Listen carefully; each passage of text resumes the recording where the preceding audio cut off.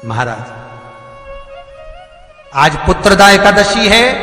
जिस नारी को संतान नहीं हो रही हो, बहुत प्रयास कर लिया हो, पुत्रदा एकादशी पूरे साल में 2 बार आती है। एक श्रावण के महीने में आती है, दूसरी पोषादिक्रम में आती है। श्रावण के महीने की जो पुत्रदा एकादशी होती है, ये संतान की वृद्धि करने वाली होती है। शंकर जी के मंदिर में जाकर, भगवान शिव के मंदिर में पूजन करके घी का 1 कटोरी में घी और 1 कटोरी में खीर शंकर के सामने रख देते हैं। भगवान शंकर के मंदिर पर चौखट पर घी का दिया लगा देते हैं। शंकर जी की चढ़ी हुई 1 बेलपत्र साथ में रखें और 1 बेलपत्र को उठाकर शंकर जी के मंदिर की चौखट पे ही बैठकर चबा चबा कर खा लेते हैं। जो 1 बेलपत्र लेकर आए हैं वो अपने पति को खिला देते हैं। कहते हैं पुत्रदा एकादशी के दिन ये कर लेने पर संतान की प्राप्ति हो जाती है, पुत्र की प्राप्ति हो जाती है। ये वो एकादशी है। सबसे पहला नियम एकादशी व्रत का, सबसे पहला नियम है कि आप जिस दिन व्रत करो उसके 1 दिन पहले भक्ति का संचार इस हृदय में कर लो।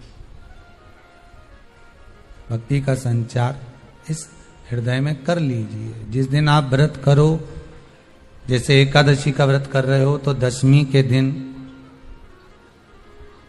शाम का समय जब आवे, रात्रि जब होने लगे, शाम का समय आवे और रात्रि का आप जब भोजन ग्रहण करो तो उस भोजन में कोई ऐसा पदार्थ ग्रहण मत करिए जिस पदार्थ के कारण आपकी एकादशी बिगड़ जाए।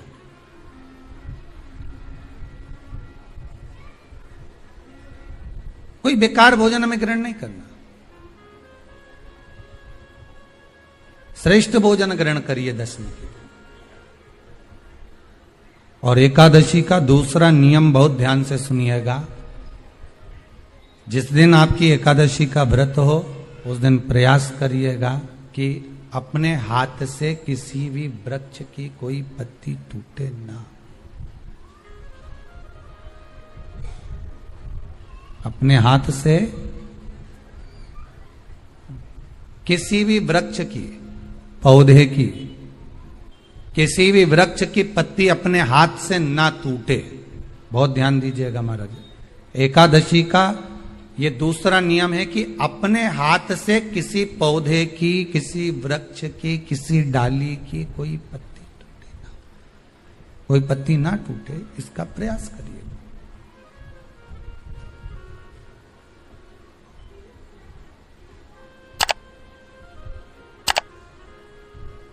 कितना सुंदर व्याख्यान कहा है, कितना सुंदर वर्णन है महाराज कि मात्र एकादशी का व्रत कर लेने पर, मात्र एकादशी का व्रत कर लेने पर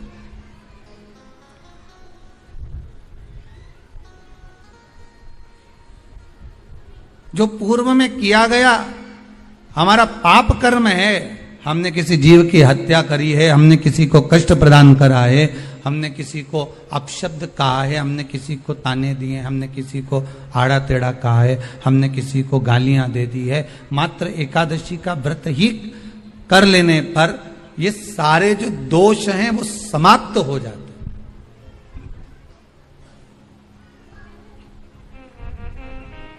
सारे दोष हमारे समाप्ति पर आ जाते हैं।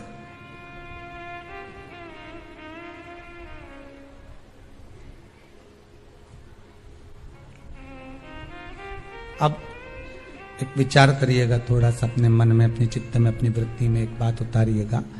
एक अपने मन में एक बात को उतार कर रखिएगा कि आप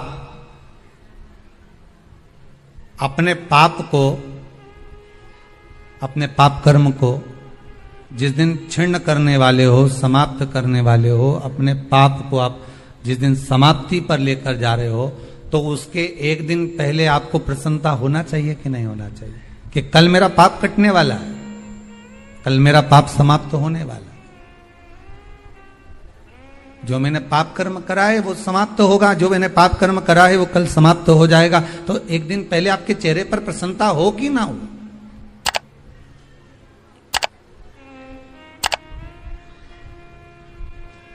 और चेहरे पर वो प्रसन्नता आपके आना चाहिए कि कल मेरा एकादशी का व्रत है, आज दशमी है, कल एकादशी का व्रत है, तो कल मेरी जब एकादशी का व्रत रहेगा तो मेरा ना जाने कितना कितना पाप, कितना असत्य, कितना झूठ, कितना प्रपंच वो समाप्त हो जाएगा। इसमें मुझे प्रसन्नता हो, इसमें मुझे आनंदता हो।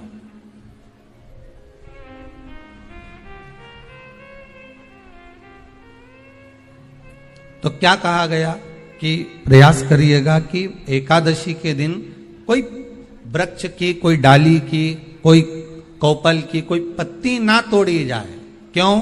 तो कहा अगर उस पत्ती को हम तोड़ देते हैं, वृक्ष की पत्ती को या क्यारे में लगी हुई कोई डाली की पत्ती को हम तोड़ देते हैं तो एकादशी का पुण्य फल प्राप्त नहीं होता, एकादशी का कोई फल हमारे खाते में नहीं जाता, पुण्य फल प्राप्त। अब फिर भले तुम चाहे तुमने मोरधन खाया हो, चाहे तुमने फिर चिप्स खाई हो, चाहे तुमने फिर व्रत का कितना ही सामान खा गए हो और तुमने सोचा कि आज मेरी एकादशी है, तो फिर उसका कोई फल प्राप्त नहीं है, उसका कोई सुख प्राप्त नहीं है आपको, फिर उसका कोई आनंद प्राप्त नहीं है आपको, फिर उसमें कोई आनंद की अनुभूति आपको नहीं मिल रही है।